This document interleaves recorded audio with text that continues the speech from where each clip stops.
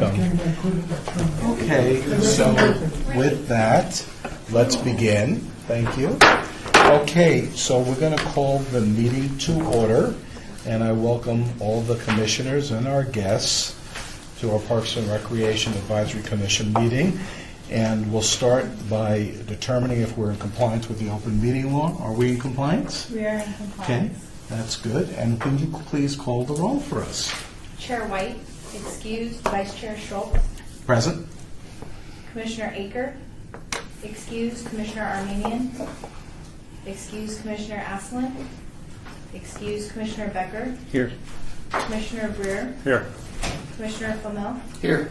Commissioner Gabray, excused. Commissioner Henley, Here. Commissioner Howard, here. Commissioner Lozano, Here. Commissioner McCurdy, excused. Commissioner Niger, excused. Commissioner Sherman. Here. And you do have a quorum. Thank you. Okay, so the next agenda is agenda item 3, which are public comments. And this portion of public comments are limited to matters on the agenda for action. So if you wish to be heard, give your name for the record, the amount of discussion, as well as the amount of time any single speaker is allowed may be limited. So do we have anyone here for public comments? Okay, having said that, then we could now move to agenda item 4.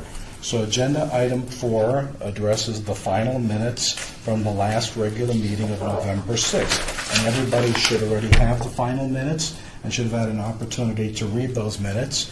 Is there anyone who has any areas of the minutes that they determine or wish to change for any reason, or they feel don't accurately reflect what occurred at the November meeting? Move to approve. Second. Okay, so all those in favor?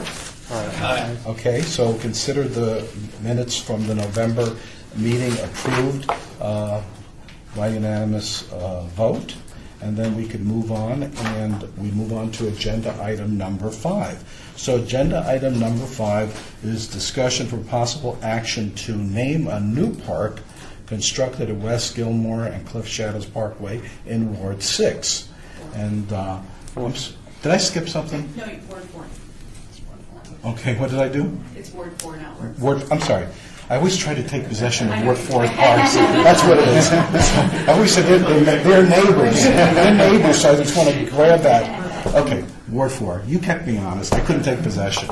Okay, Ward 4, and I see we have the staff and the council person of Ward 4 represented, but do we have our two Ward, no, they are not here, our Ward 4 commissioners. No. So, who's going to speak on that subject? Well, Maggie Plaster, Acting Director of Parks and Rec. I have the honor to introduce our Ward 4 Councilman, Stavros Anthony, and he'll talk to you today about the park that we're currently calling Gilmore Cliff Shadows Park and talk about some possible names for that. Thank you, Maggie. All right. Good afternoon, Mr. Chair, and I want to thank all of you for serving on the Parks and Rec Advisory Commission. I know you get paid a lot for doing this, but I know you don't, and so thank you for stepping up and volunteering to do this. This is really important. I'll tell you, parks are a big deal in the city of Las Vegas, so I just appreciate you all spending the time on it. So, this is pretty exciting for me. I've been on the city council 9 years, and this will be the first park that is built during that 9-year period, and I think it is probably 14 years since we actually built a park in Ward 4. One reason is we ran out of money, so we just didn't have any money to build any parks. But things turned around, finances started coming into shape. We bonded a lot of money to build parks all over the city of Las Vegas. And this is the one that we're going to build in Ward 4. If you don't know exactly where it's located, it's if you go up Cheyenne West and you cross 215, it turns into Cliff Shadows Parkway, and there's a whole big community back there. Lots of houses, lots of kids, lots of single-family homes. There's some condominiums up there. And on the west end of 215, there is no park on the west end. So the people that live up there, if they want to go to a park, they have to cross the 215 somewhere to get to a park closer into the valley. So this is a big deal for them. It's a big deal for me.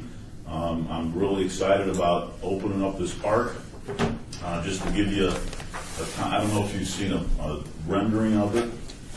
You guys have that at all? Or? A couple of meetings ago, we had a Okay. presentation. You did?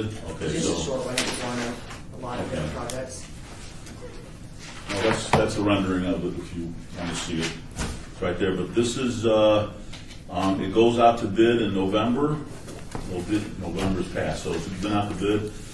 It's going to be approved at the December 19th City Council meeting as a park. Construction will start in January, and right around January of 2020, it should be completed. One of the first things we did is we reached out to the residents. We had a town hall meeting at the Durango Y, at the Durango YMCA, and about 30 people came out, and we actually went through a process to find out what they wanted in the park. So that's all done. That's all being incorporated. Most of the stuff being incorporated in the park. So the reason I'm here today is to talk about naming the park and asking for your approval. So what we did was we sent out a mailer, about a half-a-mile radius mailer, to the people that live up there, asking them for their input on naming the park. Kind of reached out to some community activists that live up there in that area, the northwest part of the valley, that are interested in the northwest, and asked them for their input, and we got quite a few suggestions back. Wasn't too thrilled about most of the suggestions because they were kind of the usual suspects. We had Cliff Shadows Park. We had Shadow Park. We had La Madre Park, Gilmore Park, Hillsdale, Hillside Park, Alexander Park. You know, they're okay names, but they're really nothing that stuck out that would really kind of give relevance to that particular park. And then one person in particular sent in a recommendation that was very interesting that I really liked, and it was based on a couple of things. When you look at the park, it's actually a triangle. I never noticed that until she pointed it out to me. So the park is a triangle, and most parks are not a triangle. They're squares or rectangles. So that was interesting. Obviously, it's next to a hill. You can't build anything west of the park because it's all BLM land, and it will probably stay that way. So it's right up next to a hill. So you have the triangle and then the hill, and then this particular person knew about my Greek heritage. So I'm Greek. I'm very vocal about my Greek heritage. I'm very involved in the Greek church. I'm involved in the Greek Foods Festival. So again, I didn't know what she was doing. She took it upon herself to look up the Greek word for triangle. And all of you probably know that most of, or not most, but a lot of English words have a Greek root to it. Mm-hmm. So she kind of looked at that, and she looked up the word triangle, and in Greek it's pronounced trigono, which is triangle. So she recommended Trigono Hills Park. Trigono Hills Park. It's very unique. It's very different. People will, maybe at the beginning, it'll take them a little time to remember it, but they'll remember triangle. Kids will probably call it Triangle Hills Park, but it'll be officially, my recommendation is Trigono Hills Park, and I think it's something very unique to that particular neighborhood because it is up against a hill. It's a triangle park. People will notice it's a triangle park because that's the name of it. And I thought it was really kind of cool to name something a little bit different and unique. And I'm here to respectfully ask for your approval or recommendation to the Las Vegas City Council that this particular park be called Trigono Hills Park. Thank you, Councilman. So among the commissioners, do you have any questions for Councilman Anthony? So accordingly then, and make sure I'll say it correctly, Tregono? Tregono Hills Park. So we now, would someone like to motion that we name the park Tregono Hills? We recommend it. Lisa? I'd like to make a motion to name the park Triangle Parks due to the unique characteristics of that park that also takes into account the surroundings of that neighborhood. And I'd like to second that motion. Okay, so we have a motion and a second. All those in favor? I think before you vote, Trigonal.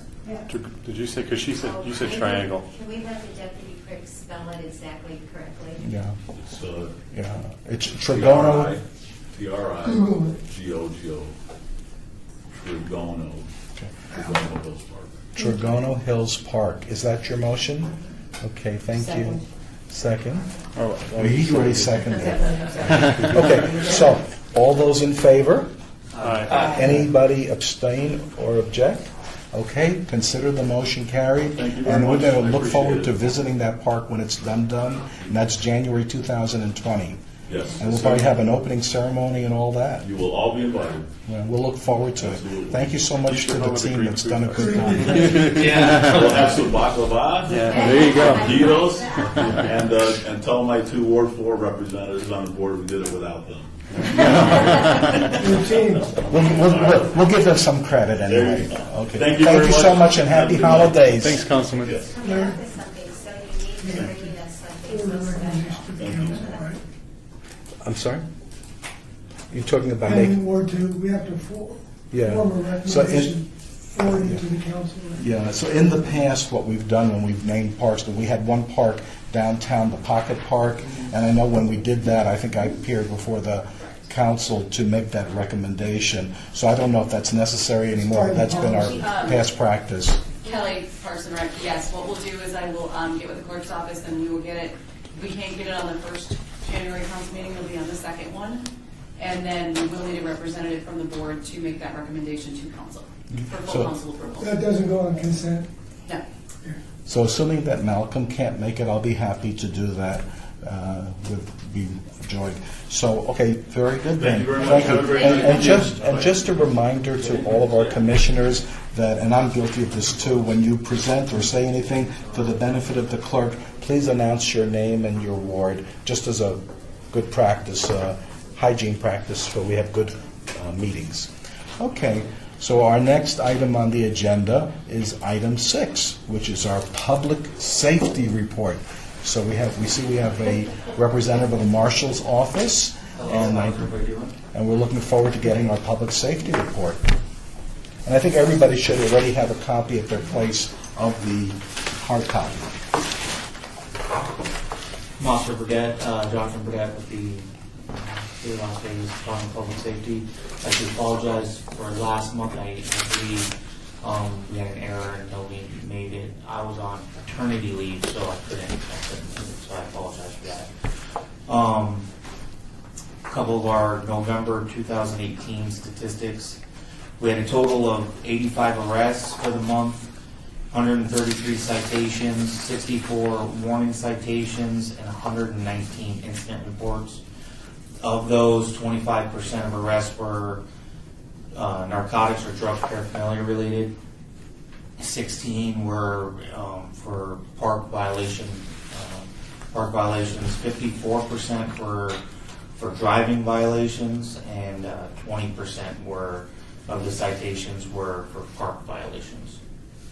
13% of those arrests were involved existing bench warrants. Broken down into ward, we had 8 arrests in Ward 1, 3 for drugs or paraphernalia, 2 for park violations, 1 warrant, 1 driving violation, and 1 for obstructing a police officer. Ward 2, or for Ward 1 parks were Bob Baskin, Rotary, Gary Dexter, and Charleston Knight Park. Ward 2 were narcotics, 2 for narcotics paraphernalia, 1 for driving, and those were out of Angel and Bruce Trent. Ward 3, there were a total of 33 arrests for the month.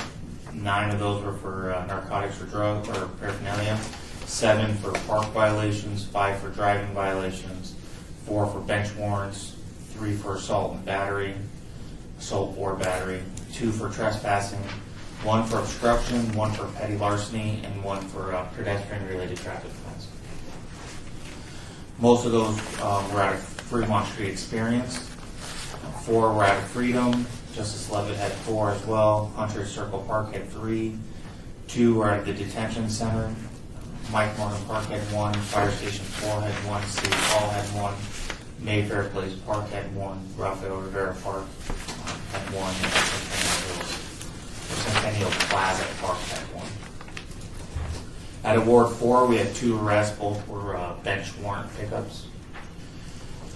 Ward 5, there was 38 arrests. 7 for narcotics or paraphernalia, 4 for trespassing, 4 for bench warrants, 3 for driving violations, 2 for obstruction, 2 for assault and battery, 1 for carrying a concealed weapon, 1 for lewd behavior. There was 5 for park violations, 4 for trespassing, 3 for burglary, 2 for unlawful acts.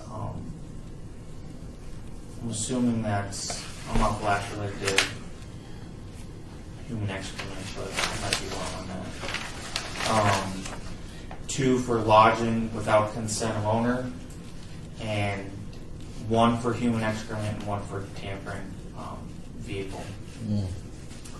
Those were out of Heritage Park, Homeless Resource Center, Downtown Transportation Center had 3, Guernsey Park had 2, City Hall had 2, Ed Fountain Park had 2, Ethel Pearson Park had 2, Las Vegas Senior Center had 1, Municipal Pool had 1.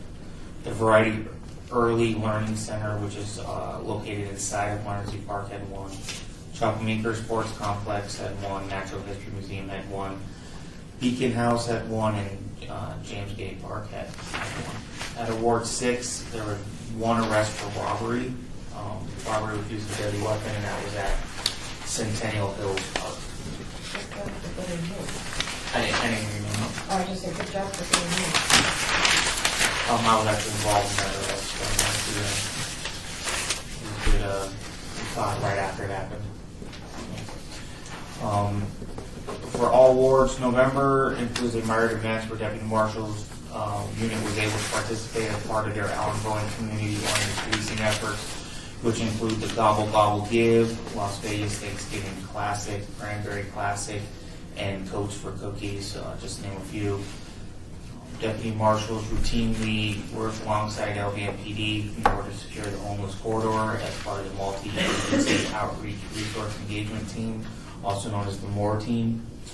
During cleanup and assistance efforts aim to provide services necessary to help homeless persons in finding shelter off of the streets. Any questions for me? Breer, Ward 1. When it looks like somebody gets arrested for pedestrian, is that usually like they have a bench warrant or something like that, or are people getting arrested for jaywalking? If it was a warrant, it would be classified under warrant. It's probably a probable cause arrest for jaywalking or something along the lines of that.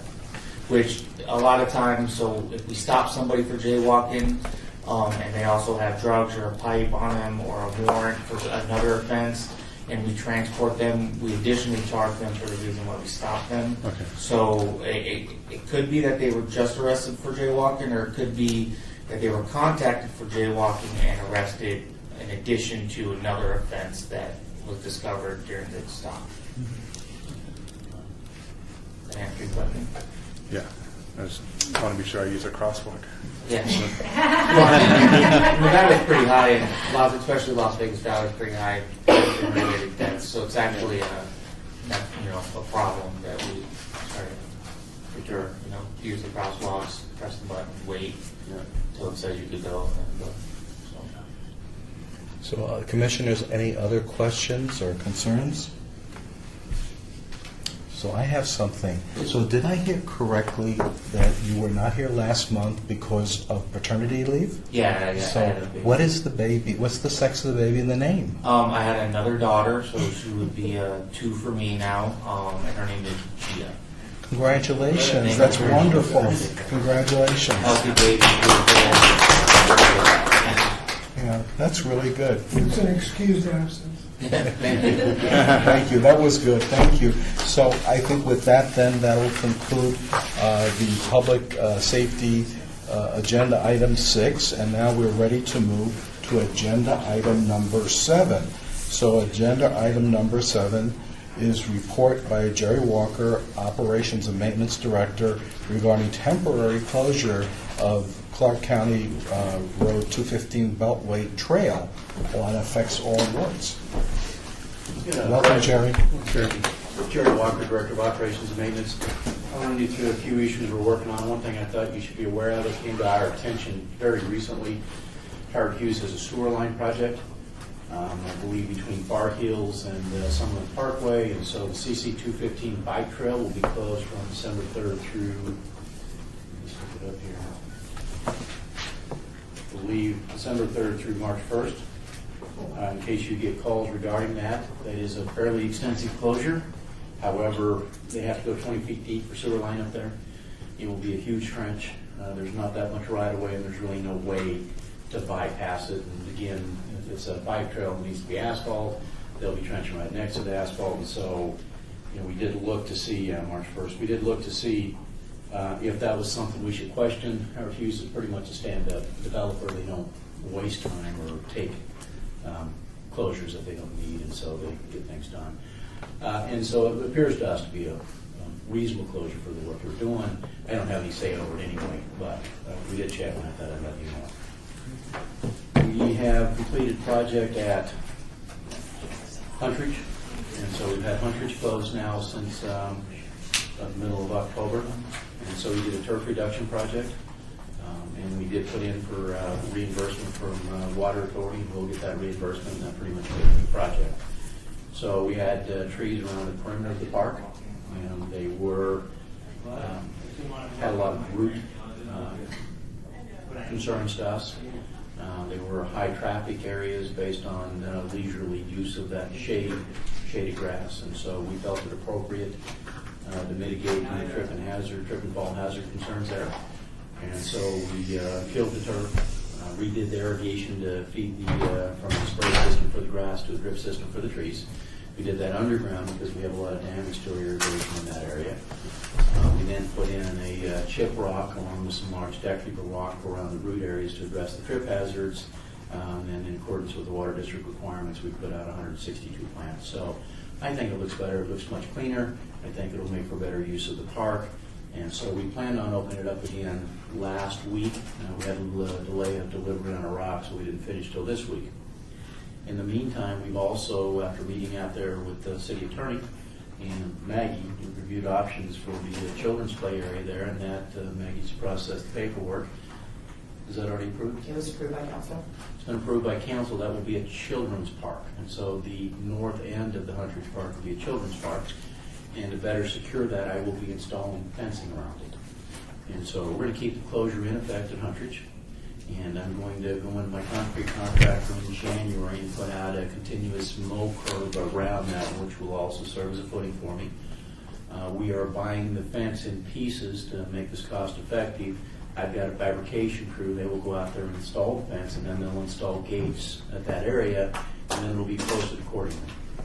Now, we didn't need fencing, but I felt at that location it was appropriate to have fencing, so it is clearly off limits. It's a children's park. It's an area for children and their guardians or parents, and that's what it will be, and that's what it will be posted as, and I will finish that in March, as I recall. And so we will open the park back up. I think I put April just to be safe. And so we've got it posted now for closure through April 2nd, I believe. And we'll reopen then, pending where we're at on potential considerations with the remainder of the park. But for now, the park will be closed through April 2nd while I complete these security measures at that park. I'm also looking at Mayfair Park. I'm very concerned about it and the problems now with Mayfair Park. I will send up some requests tomorrow. I've asked the city attorney's office to clarify for me the children's park and children's play area clarification and designation as to whether or not those can be restricted and how they can be restricted. And I've got a couple of dueling opinions, and so I'll go with the one I like. And that one says that, and I'll double check with the city attorneys and Matt Valesky, and since it was Brad's, the other one's going to double check. Anyway, my question is, can I post playground equipment as the children's play area with that being enforced? And so if I can, I will look to fence off the playground equipment in that area, post it as a children's play area for children and their guardians only, because right now that's not what it serves as. It serves as a recreational area for illegal activities. And so I will look to clear that area up. When I went out there, a mother came up and tearfully told me how sad it was she couldn't bring her child over to play. And so that disturbed me. I'm going to see if I can't clean that area up so that she can bring her child over to play there. And so we're going to look at Mayfair, and we're going to look at how that rule applies to that. We've got a variety of other things moving forward. I think I mentioned before, we're in the process of, we've got to get some water wells drilled out at Floyd Dam and getting that taken care of. We will be redoing the F-Street underpass, which is a recreational component, or was intended to be a recreational component, an art and cultural display. I will mobilize my streets crews in there in January, maybe February, and I will redo that area so that it is a actual cultural display area with enforcement capabilities to keep it as such. And so that's forthcoming. We will be modifying the Fifth Street School and Centennial Plaza at that location to make it multi-purpose and repurpose it for more of an event center than what it is now.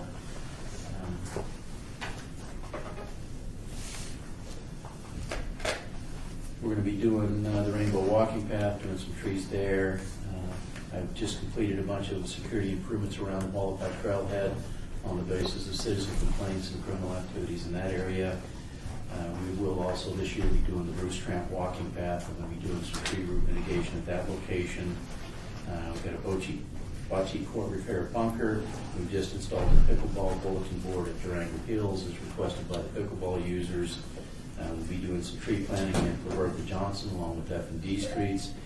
We have been addressing, to my aggravation, Floyd Lamb rabbit issues. And so it really shouldn't have been that hard. We had advocates there that wanted to help, and then they didn't want to help, and we had trouble getting it. So we built a habitat. We finally took it upon ourselves. We trapped the rabbits. The problem is they're in their historical areas, and they're undercutting the buildings. And so now I'll have to go back in and fix all the burrows around all the buildings, and so they just can't stay there. It's a hazard for the users. It's bringing coyotes into that area and other things, other larger predators, hawks, and so we built some refuge areas for the rabbits out in the area 5 picnic area, which has no historical buildings.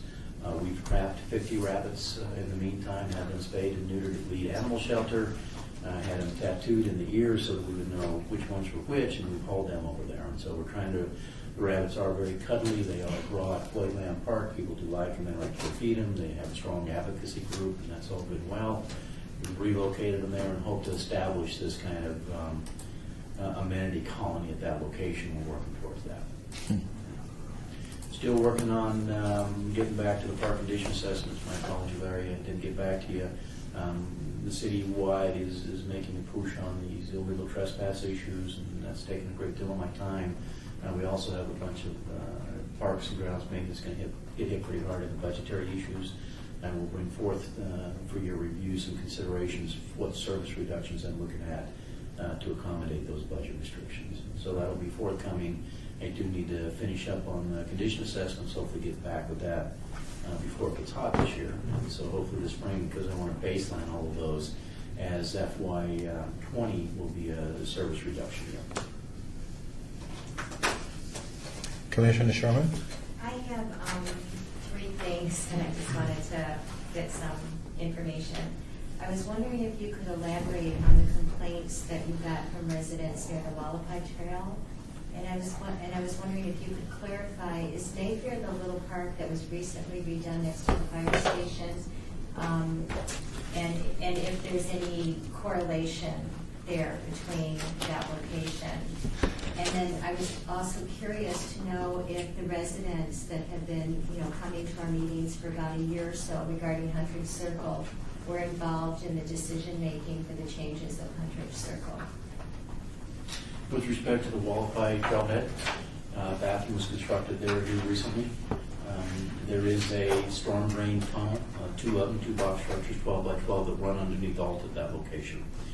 The TPC golf course is on the other side, and so the actual Arroyo golf style improvements out in that area create conduits for pedestrian traffic for individuals, which may either just be transient or up to criminal behavior activities.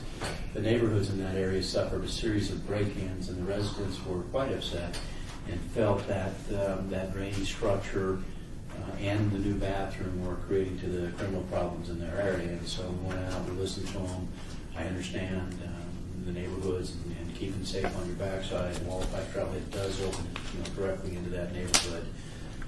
We cleared out the drainage channels. I put up about 30,000 in fencing to secure weak points at a couple of different locations.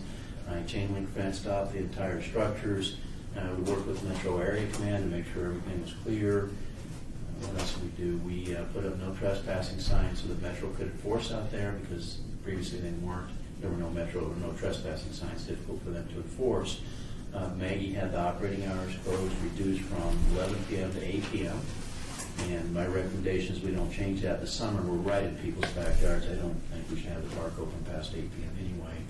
And then the other thing I did, and this is a prototype for one of our service reductions, these small bathrooms like this, I have to open them every morning. Metro has to lock them every night. Each bathroom is hour and a half a day. By the time I go to it, I open it, they close it, I service it, I put toilet paper in, and so these are a huge maintenance item. So one of the things I'm going to be bringing forward is that bathrooms at certain locations, and all across town, not on one side of town, do I need to have bathrooms open? Now, did that bathroom get used? It does. It gets used from my motor sweeper operators. It gets used from every landscaper that works on that side of the valley. There are people that go there specifically to bathe and clean up in the morning. But as a cost savings measure, should I consider bathroom closures? And I think that's a good location. So as a prototype effort, we close that bathroom, and it'll be closed Monday through Thursday. The residents are very happy with the response. They were quite upset after multiple break-ins in their neighborhood, but several field meetings with them and discussing their concerns and taking reasonable steps. The first steps they wanted were for me to fence off these 12 by 12 drainage structures. It still gets a lot of water. Structurally, I couldn't have fenced it off even if I wanted to. Financially, that's a huge structure. We're talking $150,000. So we came up with alternative measures and resolved those issues, I think, to their satisfaction. With respect to Mayfair, Mayfair is by the fire station, and now we have problems at the fire station, problems at the adjacent properties, problems at nearby properties.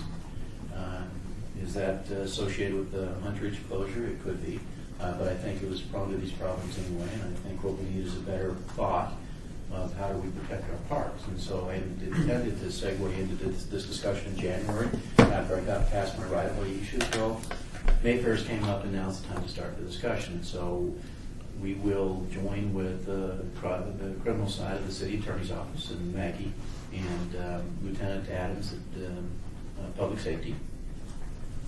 And I'm taking all of these different steps in my right-of-way issues, and so there are certain civil liberty issues which we're very respectful of and do not intend to violate. When I clean things up, I'm going to make absolutely sure I don't take people's personal belongings, but how do I act to protect our property rights within the constraints upon us? And so that's a different issue in the parks than it is in the right-of-way. If you're in the storm drain system, and I've posted it no trespassing, there is no civil liberty issue there. It's no trespassing. And if I'm security, even more so. Within a sidewalk or a public park, everybody is available to use that. And I do get constraints. Can you make them leave? I mean, my position is the park is open to all members of the public. And I'm not going to define who them is and is not. And so, no, it's a public park. But given that it's a public park, and we have to respect it for that matter, now what rules can we enforce?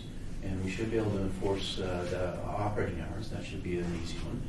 We need to consider the no lodging ordinances based on some court rulings, but that should be something we can enforce.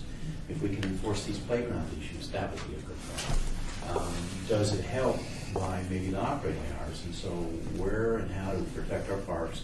Which parks are at most risk?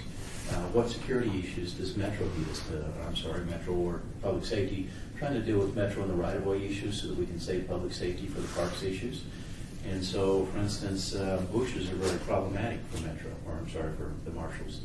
And so, bushes, yes, and they're problematic for us.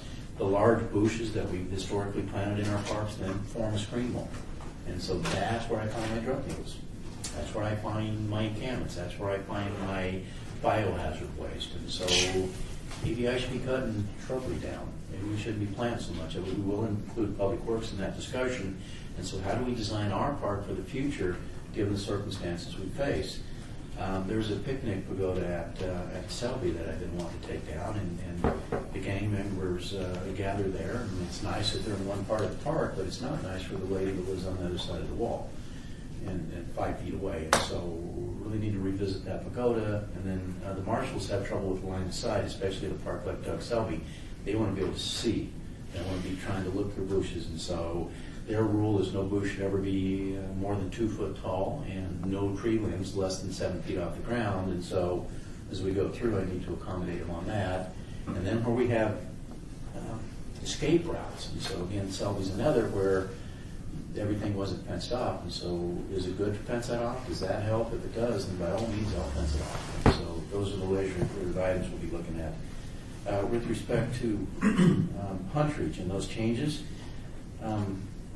we generally work with the councilman's office and let the councilman address citizen concerns, because especially at that location, there are multiple voices there, and although we certainly want to be respectful of everybody, me personally, I really want to do what's best for the residents in the neighborhood. But I can't shop answers here and there, and so we let the council office, along with Parks and Rec, and we coordinate together, and Public Safety and the city attorney help guide us in what's best for the entire community. Goes on Ward 3 with just elaborating a little bit on Huntridge Park. Is when you say the children's playground activity can stop, is that going to be closed also at nighttime, or is that going to be left open?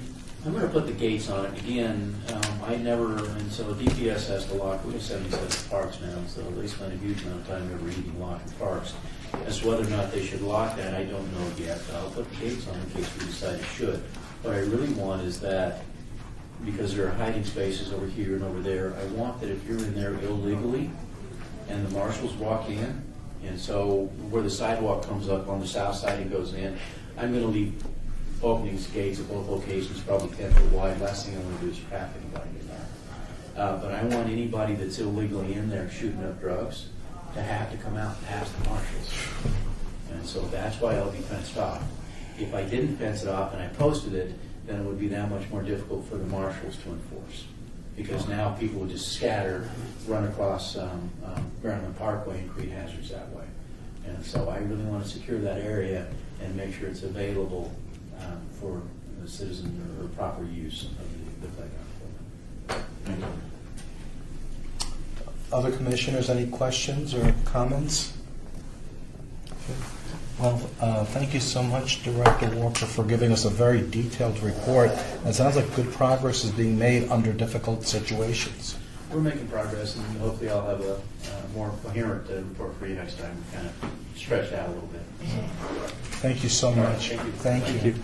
Okay, so let's move on now to agenda item number 8, which is the report by commission members regarding parks issues and events within their respective wards. So does anybody want to report on that?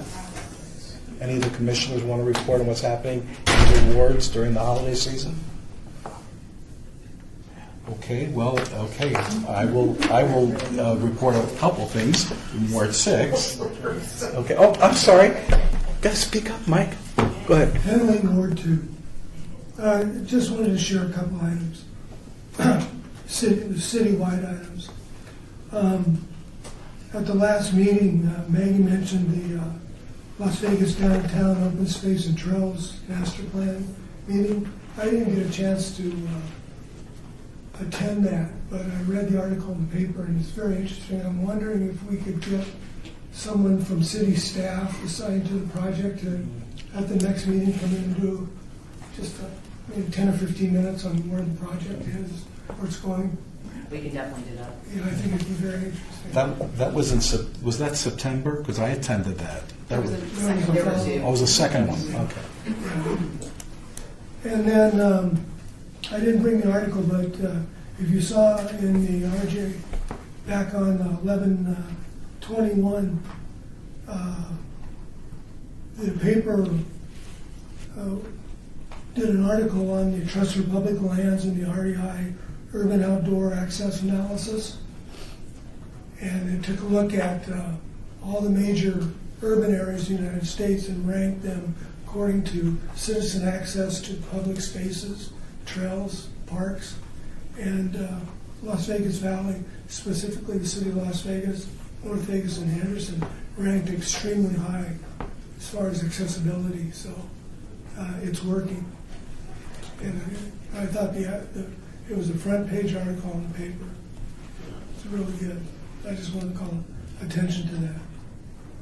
That's it. Thank you, Mike. Anything else from anyone else? Okay, then I'll just share a couple of things real quick. First of all, let me ask a question, Maggie. I don't want to report on something that you might be reporting on, but will you be reporting about the groundbreaking for Councilman Coffin's Park? Okay. So then I'll hold off on that.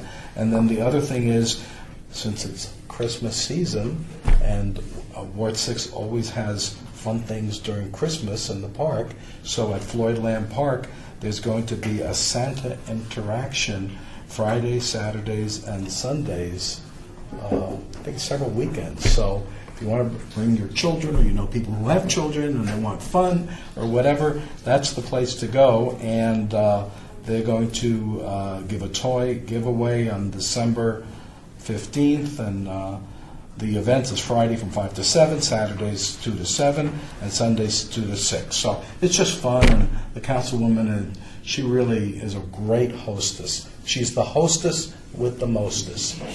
And so it's a great place to go. Give away pet rabbits. Huh? Okay, so that's the Ward 6 report. Okay, so I have pictures of those rabbits. the rabbits.